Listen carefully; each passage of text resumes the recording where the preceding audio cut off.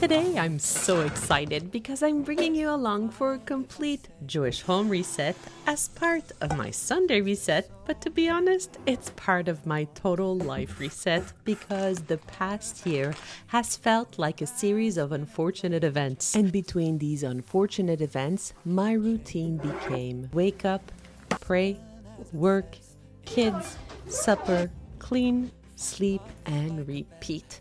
And somewhere in that routine, I lost myself. So today, no more excuses. We're resetting this home room by room because for me, a clean home means a clear mind, and I really need that right now. So whether you're cleaning along with me, putting me in the background, or just needed to spend some time with a friend, I'm so grateful you're here. So let me put on a pretty tichel and let's jump into it.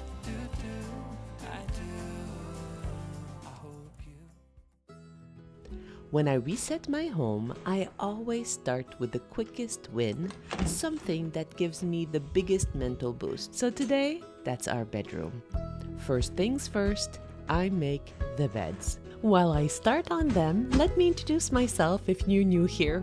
Hi, my name is Sarah Malka, and on this channel, I share all facets of my Orthodox Sephardic Jewish life as a full-time working mom in the medical field. And if your heart inclines you to do so, you can leave a like and comment on this video as it is the best way to support our channel. Either way, I'm so grateful you're here. If you're wondering why I have to straighten up all the contour linen, it's because I'm a tornado when I sleep. So the contour linen is always popping up. After pulling it down, it's finally pillow time. Body pillow, which I adopted during pregnancy, and I never let go of it. I also have a little pillow trick I love. I call it my pillow burrito. Pull, tuck, fold over, final tuck, flatten, and voila. I put back the duvet, and I know a lot of you asked why we don't use a duvet cover or protector. The reason is simple. We wash our duvet very frequently. Sheets every week, duvet every other week. And I even steam fresh our pillows weekly. Final step, the furry blanket. It's a new addition this year. It's practical, and it's cute-ish, but it's not the perfect color. I'm still looking for the perfect match for our headboards. Everything I find is either too beige or too white or too brown, and I need more camel. So if you have a good lead, please let me know in the comments below. I'm not touching the closet today. The system I implemented is working, and I'm not ruining a good thing. And just like that, bedroom reset done. Okay. Now we move on to the real stuff. Next, I tackle the ensuite bathroom armoire under the sink. This area became a total dump and go zone. Makeup, beauty products, toilet paper, you name it, it's there. So I take everything out. And then I find this stain at the bottom. Can we all say ew together? I'm not even sure what leaked in here, but the color was criminal. So the gloves come on because I'm not even sure what leaked in here. I tried cleaning it with a stronger cleaner, but it doesn't come off fully. So I bring out one of my favorite little tools, a tiny plastic scraper. I will leave a link below if you're interested. And look at this, it works perfectly. Once everything is clean, I repurpose a few transparent bins I already had. I add feminine products. In the other drawers, I will add extra electric toothbrushes and charger. And on the other side, a small bin for toilet paper rolls. Done. Simple, functional, and honestly, it feels so much better. And with the bedroom zone done, I felt motivated. And this is why I decided to tackle the biggest mess in our house. And I'm warning you right now, it's bad.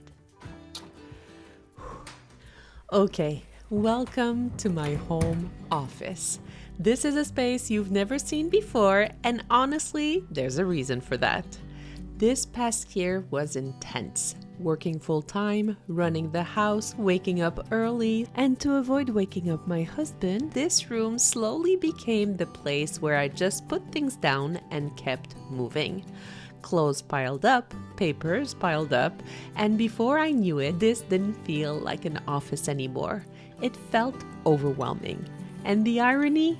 This is where I'm supposed to create, to think clearly, to feel inspired. Instead, it felt like chaos. So today, we're changing that. I start with the clothes.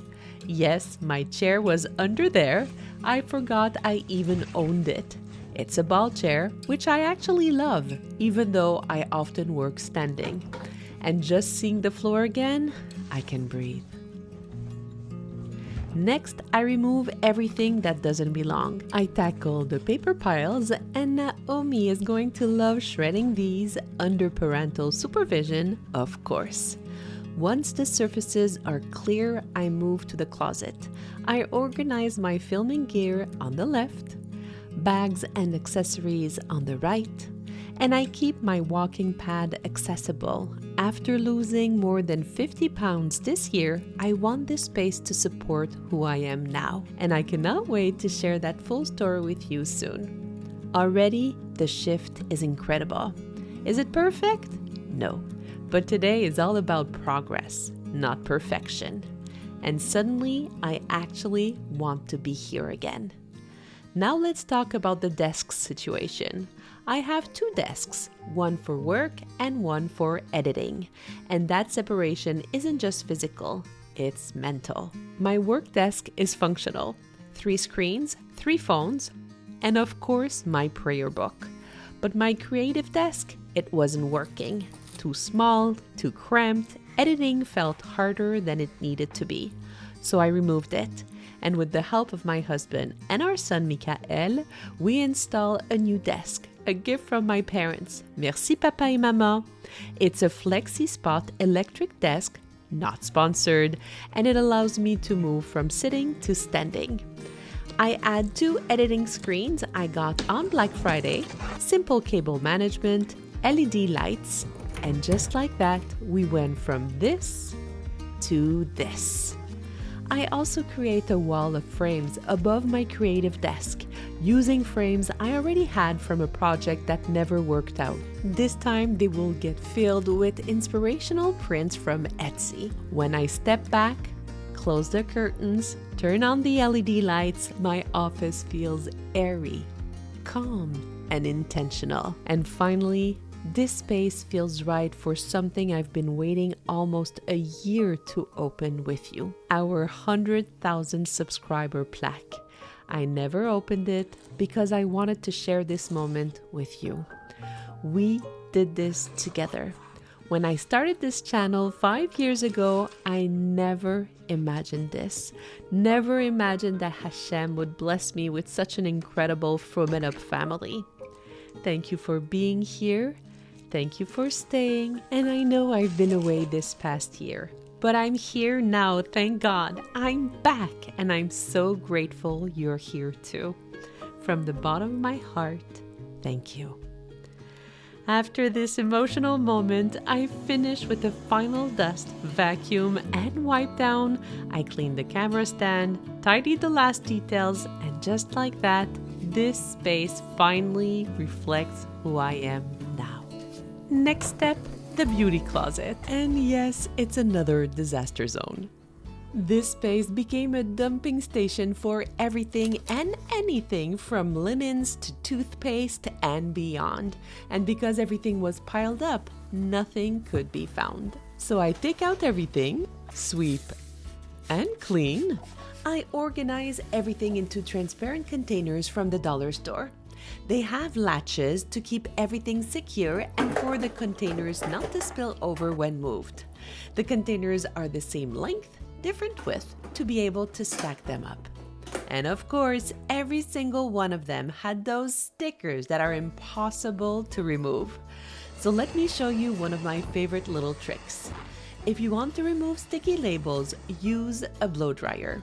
A little heat, and voila! The labels come off so easily. And it works every single time. Each container will contain a simple category: vitamins, toothbrushes, first aid, and I place everything back neatly.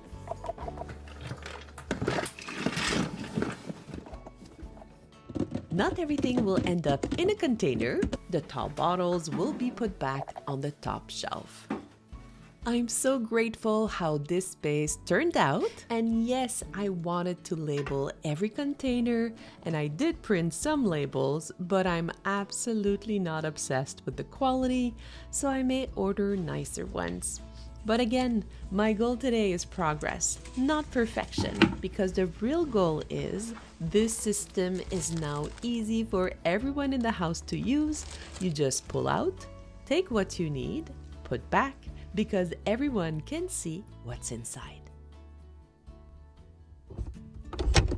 After the office and closets were finally reset, I moved to bring the rest of the house back to Sunday reset mode. The living room and dining room are truly the heart of our Orthodox Sephardic Jewish home, not only because we host a lot, but also because our home is our safe place, our little sanctuary, or Mikdash, so we want to put it back in order. I start by folding the covers on both sofas. Every sofa has a blanket so you can curl up and read a good book, especially on Shabbat afternoon. No more fighting over who gets the furry cover. Then, because it's Sunday after Shabbat, I put away the candle holders.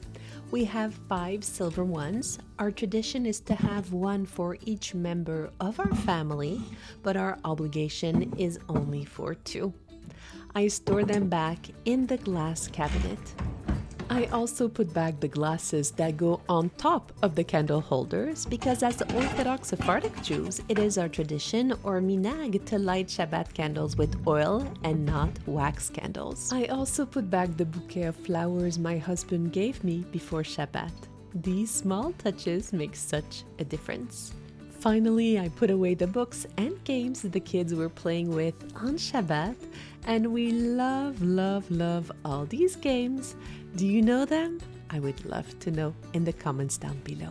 Living room and dining room done. To finish the reset, I do a quick kitchen clean. Nothing fancy, just a reset after Shabbat because as you can see, a lot of pots and pans to be cleaned as well as many things in the sinks. I load the dishwasher. And yes, I am part of the group that rinses everything and removes big debris before putting it in the dishwasher. And yes, I know it's a problem, but I'm working on it.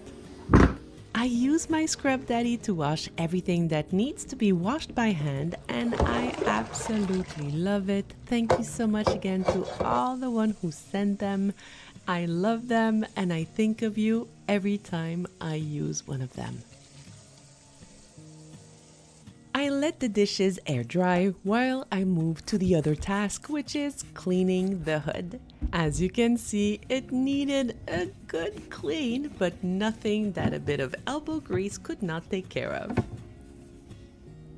After cleaning the counters, I moved to the stovetop, and boy oh boy did I need it to clean twice because it was really grimy, but finally everything is clean.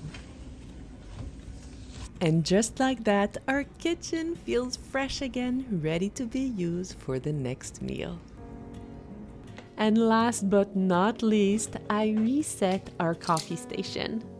This little area has been working overtime lately with guests, deliveries, and workers in and out of the house. For this restock, I kept it simple. I added our favorite coffee pods and decaf pods as well as these sugar packets. And can we talk about these sugar packets for a second? I have Splenda, Stevia, and they have these little inspirational messages on them. And I don't know why, but they genuinely make me smile every time. I would love to know, would you spend a little more for sugar packets with encouraging words? Or maybe it's totally not your cup of tea?